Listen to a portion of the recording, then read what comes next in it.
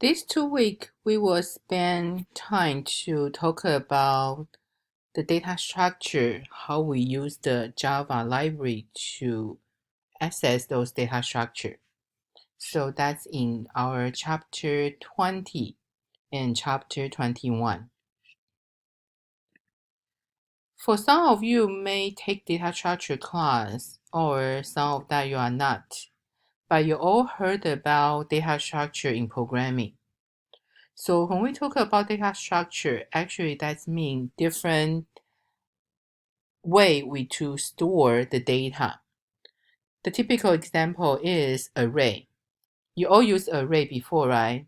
So array actually is one kind of data structure. So that structure store the data one by one use the index. So you can create an array of student object. So then maybe size is 10. So actually data structure is not only including array. So if you learn linked list in COMSC255, that's one kind of data structure as well. So each time you create a node, you add the node to the beginning to the list or end of list or in the middle of the list. So we have so many different types of data structure. In Java, we store all the data structure library under the collection package. So kind of any data structure is a collection of the same type data that are organized in different form. So that's a data structure.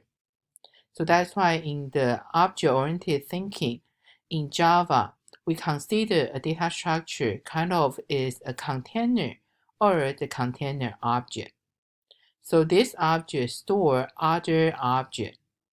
So then we refer those object we stored, we call they are data or elements. So the first thing we see how in Java the data structure hierarchy look like. So under Java, we store all the data structure header file is under Java collection. So basically Java collection, we have 3 different type of the interfaces inherited from the collection. So we have queue, we have list, we have set. So the first one, we focus on the list. So when you heard about list, we know they sound kind of like the data you store, they are one next to each other. So that's the list. So then sometimes you can add the new node at the beginning of the list, or the end of list, or in the middle of list. So the typical one from the list, you already learned about that. That's array list. So array list is kind of start from array, but it's a dynamic array.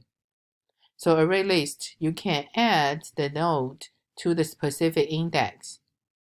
If your array list, the capacity is not enough, we will resize automatically.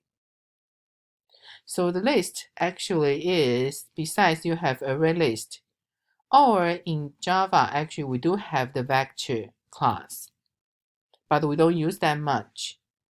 So that's why usually if you want to use the dynamic array, so then you create an array list. So according to the array list, you can add the node at any location. But sometimes if we only allowed the node to be added at the beginning and to be removed from the beginning, so that's the stack. So stack actually came from the list as well. Because suppose the list, we can do remove at, we can add at the beginning, we can add at the end. We can remove at the beginning, we can remove at the end. But if we allow only remove and add at the beginning, so that's the stack. So in this 2 weeks, we will first thing talk about list, then we will talk about queue. So the next week, we will go over the set. So the list, you understand how the list is. So then actually, what is the queue? If you remember queue, that means the first in, first out. So that's why list, you can access at from any index. But the queue actually, besides, we kind of work like list. But remember, our queue is we keep that their order. So we have the first in, first out. So your queue, according to your value, if we have the order in the ascending order or descending order, additional to the first in, first out. So that's why we got the priority queue. Right, for queue, actually, you only can you do the first in, first out. But if you can access by two sides, so that's why we call deck. So the deck actually came from, we have the linked list as well. So the linked list actually is combine the list and the queue, but we can access on both sides. So this week we will focus on here. So the first thing we will talk about different lists, and we will talk about queue and the priority queue. So the next week we will talk about set. So what is the set? So the set actually is, right, there is still a data structure stored data, but we don't allow duplicate data. So that's the set. So set actually just the same thing, but we don't allow the duplicate value. So then you can sort your set. And also set, we also not only we are not we don't store duplicate value, and also we may have the sets in the sorted order. So then that's why we have tree set, we have hash set. So then we have a linked list set. So the next week we will additional to the set, we will also talk about map. So that's all you will see here. That's usually in the data structure class we introduce those data structure. So in Java, actually they are all under the collections. So now we will see here. So that's the collection, Java collection hierarchic. So before we moving forward to the list and queue, so next thing I want to talk about is very important interfaces from the collection. So that's why you see here in the collection interfaces, all the add or, contains, contain or, that's all the member function you saw that from the array list. Actually, that came from the collection interface. So all the collection interface, actually, they are inherited from the iteratable interfaces. So that's each iteratable interfaces, they can create the iterator object. What is the iterator? Yeah, you heard about iterator from C++ class, right? So C++ class, we talk about iterator. The same thing, iterator can go traverse through all the value from the data structure. So the same thing in Java, we have that. So the Java, actually, you can see the collection inherited from iterable. So the iterable, actually, they have each iterable interface. They have one-on-one relationship. They have the iterator object. So this iterator object is an order to access the data structure one by one.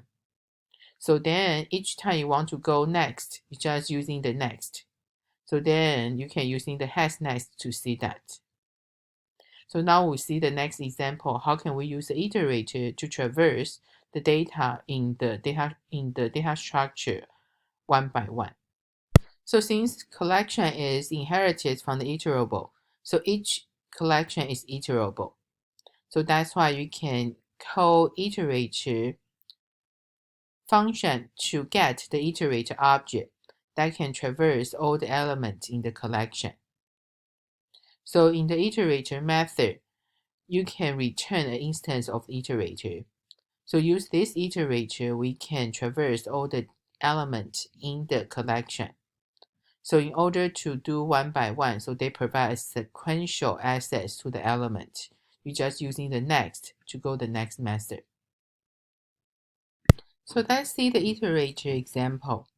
So you can access the source file, we will test the iterator. So this one we were using iterator to traverse the element one by one through the array list. Right, remember before when we all go over the element from the array list, we were using the size from the array list. So then we will access one by one using the at index. But now also you can using the iterator. So you see now we create a string collection object reference to refer to the array list. So then we can add the string, that's the city name one by one to the array list. So in order to get iterator, you just need to using the object name to invoke the iterator function because each collection is iterable. So they will return you, after you invoke the iterator method, they will return you an object of all the elements in the collection one by one in the sequential order in the iterator object. So you will see here, you need to specify your value type the same as your collection type in the iterator. So after you get the iterator, right, so you have two different ways to access one by one. Because we know the iterator, you go next to go traverse one by one. And also you have the has next. So if you're using the while loop, while the iterator has next, so then you just print the next. Or you can have the for loop. But here the for loop is your iterator has next is the condition. So then we don't need to do the increment because inside your for loop, you will do the next. So then you will see here, they will just display one by one. So then the second one we do using the for loop. But each iterator, the next will be the string object. So we convert to the uppercase. So that's your output. Okay, so be careful here. The iterator actually only can access from beginning to the end because our iterator only has the next member method. So if we want to access by both sides, so the next video we will talk about the list iterator.